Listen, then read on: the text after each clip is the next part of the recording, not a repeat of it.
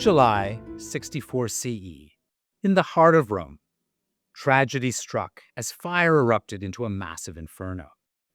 The blaze killed innumerable people and destroyed great swaths of the city, fueling debates over its details, which have persisted for nearly 2,000 years.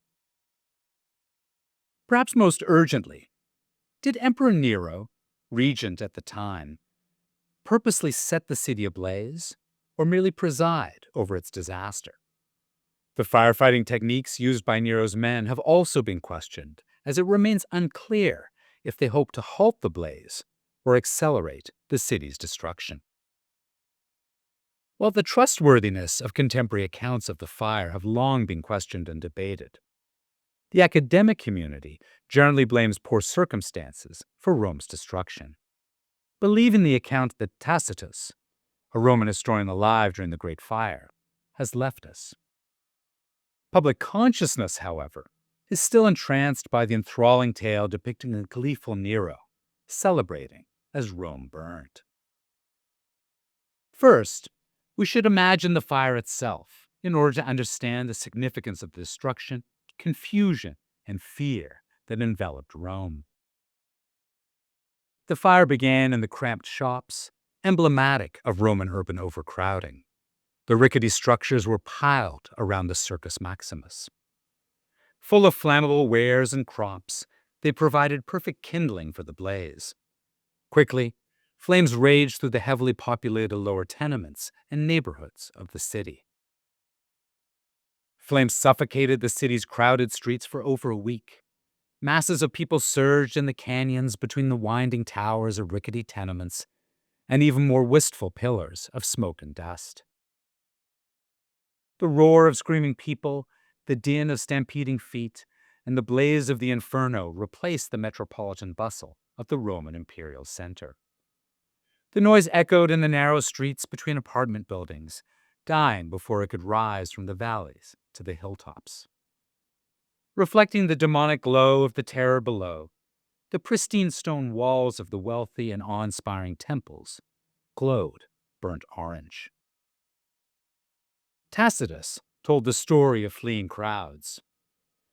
Referencing the mythical Greek Orpheus, he wrote, quote, "When people looked back, menacing flames sprang up before them or outflanked them."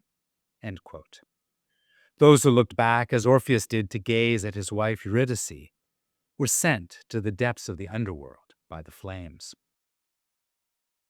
Describing the maelstrom in his book, The Great Fire of Rome, modern historian Joseph Walsh stated with morbid irony, quote, "The same layout and materials that made it easy for the fire to spread made it difficult for Rome's residents to escape."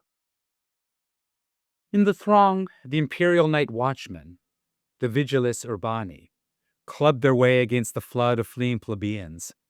Some fought the flames, others looted the abandoned buildings, and some seemed to be demolishing other buildings outside the fire's path.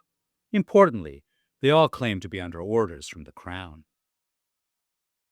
According to the Roman historian Suetonius, who was born in 69 CE, the vigiles' methods seemed rather unorthodox as firefighting techniques, implying a destructive nature.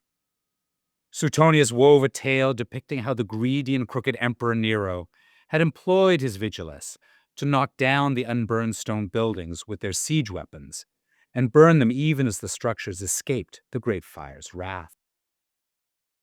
Suetonius explained the reported acts of the vigiles by claiming Nero had wanted to demolish the cramped and aging city to raise a new Rome, a gleaming city straight from his imagination.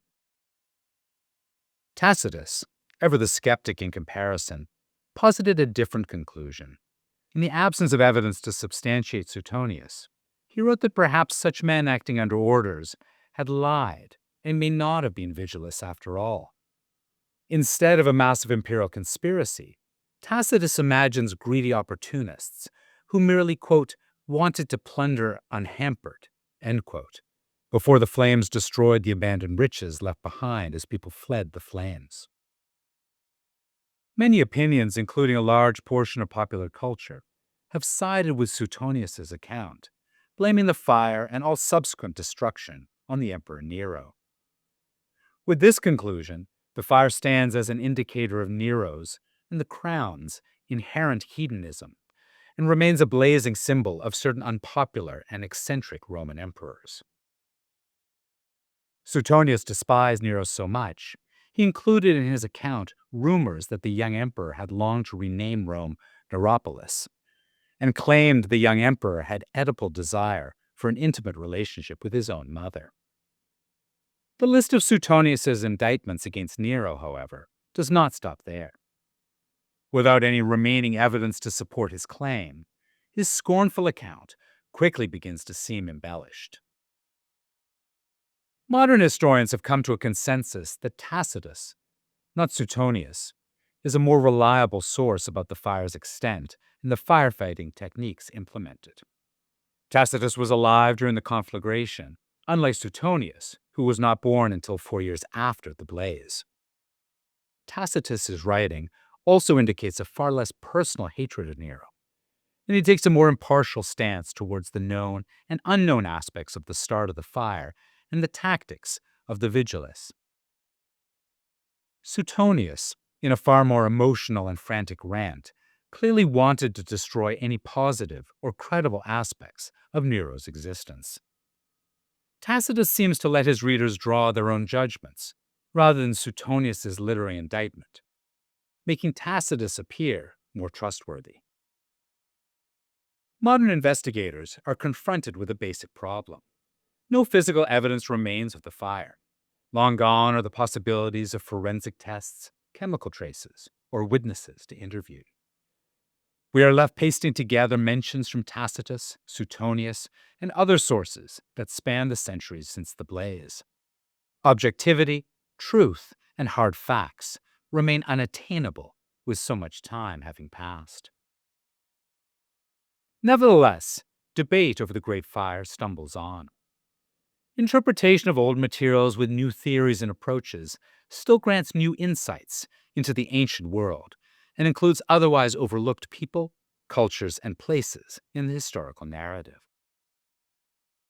Recently, the prevailing opinion of Roman historians is now that the destruction of structures with siege weapons, mentioned by Tacitus and Suetonius, was most likely the vigilists' attempt at creating a firebreak, not an imperial real estate scheme. By destroying a path through the city, the vigilists had hoped to suffocate the fire, limiting its consumption of the city to within the boundaries of their firebreak and saving the city beyond. This insight has provided Roman historians with new insights into the interpretation of other periods surrounding the fire and the opinions of the emperors. The Great Fire is an unquestionably important event in international history. For hundreds of years, it has signified a key moment when the Roman emperors truly became symbols of unencumbered hedonism. However, as may be the case here, even the most popular historical narratives must always be questioned and sometimes rewritten entirely.